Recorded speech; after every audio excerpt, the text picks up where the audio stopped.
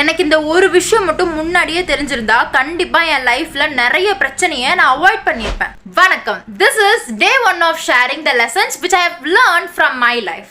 நான் ஸ்கூல் படிக்கும் பொழுது 11th 12th கிளாஸ் எடுக்கிற தமிழ் சார் எல்லா கிளாஸ்க்கும் வந்து தமிழ் கவிதை காம்படிஷன் இருக்கு அப்படின்னு சொல்லி அனௌன்ஸ் பண்ணாரு.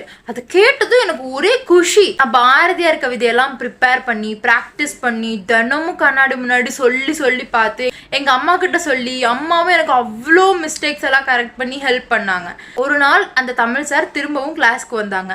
நான் எல்லாத்துக்கு முன்னாடியும் எந்திரிச்சு, சார் தமிழ் கவிதை காம்படிஷன் என்னாச்சு அப்படின்னு கேட்டேன். அவர் உடனே அந்த காம்படிஷன்லாம் முடிஞ்சிருச்சே, ப்ரைஸ் எல்லாம் கொடுத்தாச்சே அப்படின்னாரு.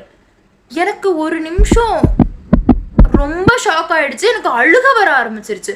பிகாஸ் நான் எல்லாத்துக்கு முன்னாடியும் கேட்டேன், அவர் அப்படி சொன்னார். அதை விட முக்கியமாக நான் அவ்வளோ ப்ராக்டிஸ் பண்ணேன் அதுக்காக. I was crying literally. அந்த டைமில் நான் ரொம்ப அரகண்ட்டாக இருந்தேன். ஓகேவா, யார் என்ன சொன்னாலும் அழுக மாட்டேன், அந்த மாதிரி இருந்தேன்.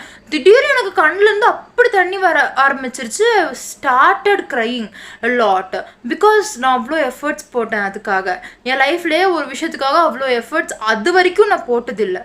தென் ஐ ரியலைஸ்ட், என்னதான் நம்ம ஒரு விஷயத்துக்காக கஷ்டப்பட்டாலும் ப்ராக்டிஸ் பண்ணாலும் அதுக்கான கரெக்டான ஸ்டெப் எடுத்து வைக்கலன்னா அது வேஸ்ட் தான் அப்படின்ட்டு.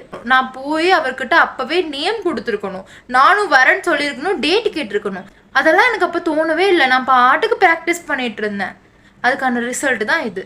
ஸோ நம்ம லைஃப்பில் நம்ம என்ன பண்ணுறோமோ அதுக்கான கரெக்டான பிளான் பண்ணி அதை ஸ்டெப் பை ஸ்டெப் கொண்டு போனால் மட்டும்தான் நம்மளால் அதை அடைய முடியும் அப்படிங்கிறது எனக்கு அப்போ தெளிவாக புரிஞ்சிச்சு.